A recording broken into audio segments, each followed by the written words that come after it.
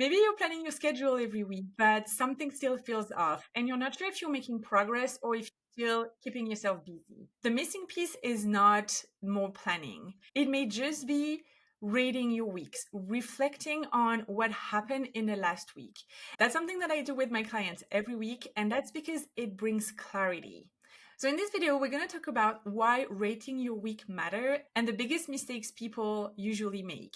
Then we're going to talk about why 7 out of 10 is a trap. And then I'm going to share the simple and clear system that I created over the years that helped me reflect on my week, put a number on it, and then plan better for the next week. This actually came up in the Power Hour last week when one of the members said, "How do you actually rate your week?" And that's how I realized that it's not an easy task. I've been doing it for a long time.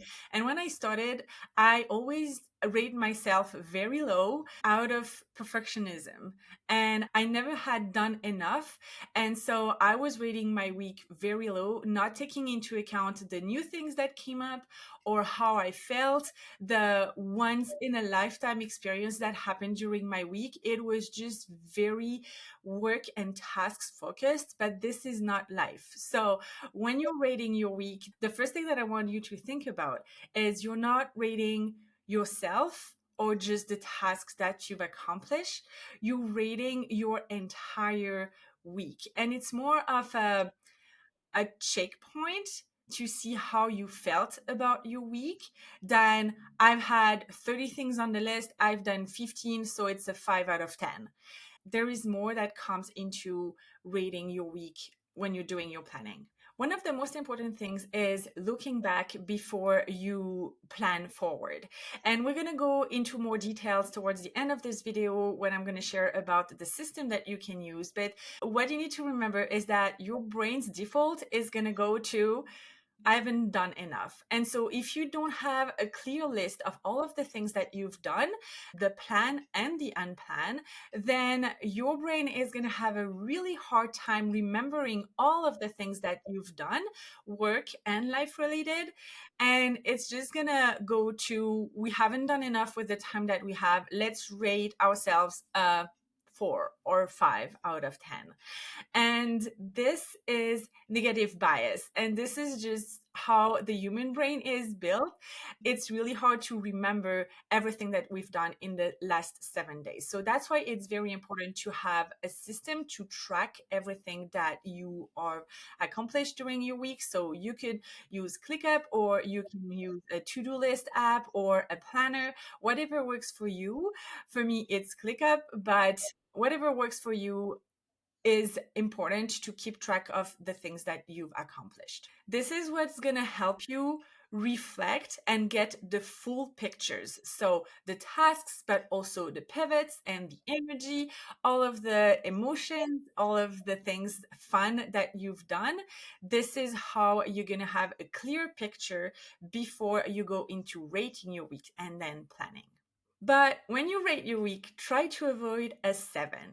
For me, and a lot of studies, 7 shows that it's just not bad enough to make changes, but not good enough to really celebrate. So 7 out of 10 is more of a nah week.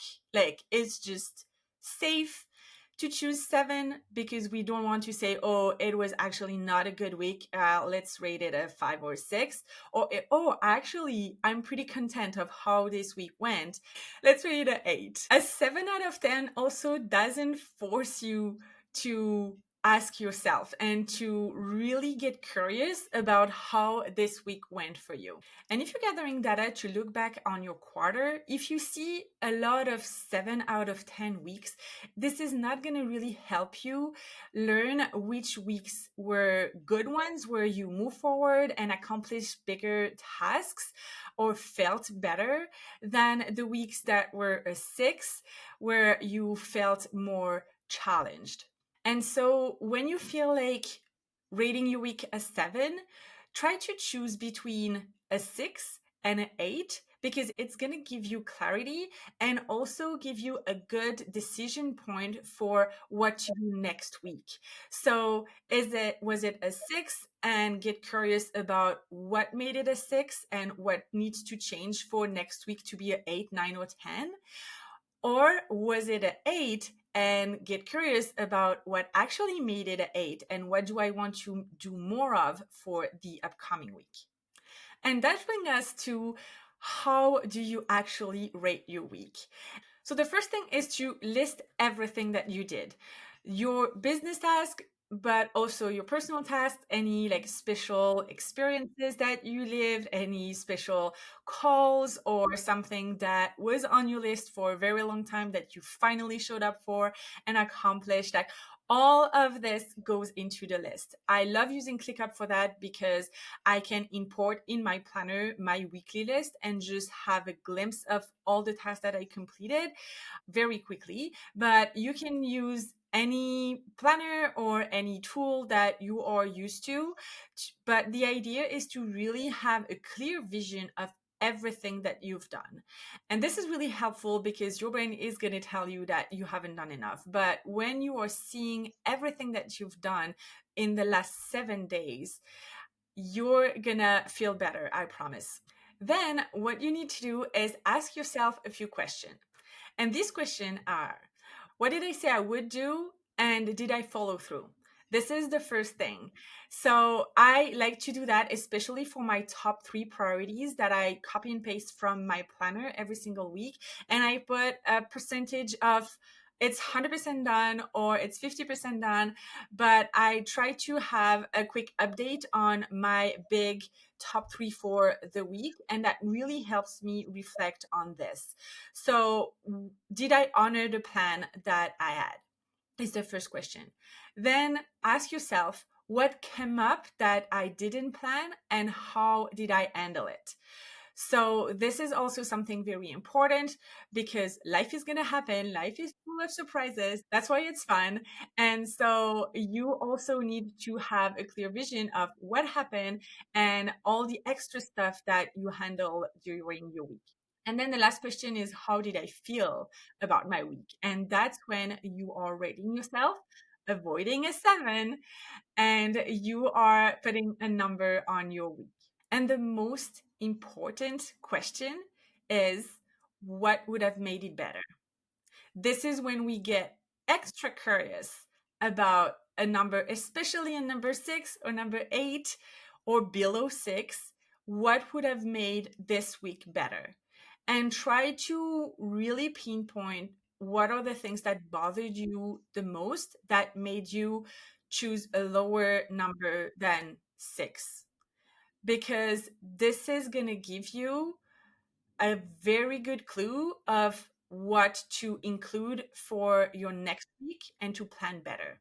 If you rated yourself a 9 or a 10, then you need to ask yourself, what really made this week a 9 or a 10? And then list these reasons, because that's what you want to do more of. That's the things that are going to make your next week feel even better. So next time you sit down to plan your week, don't forget to reflect. Take 5 minutes, reset, and avoid rating a 7 out of 10, but ask yourself, what would have made this week better? This is going to bring you more clarity for sure. So how's your week going so far? Is it a 6, a 9, or a 10? Let me know in the comments. And if you want to join us on Sunday night for the Power Hour, where we reflect and then plan for 10 out of 10 week, I'll put the link in the description.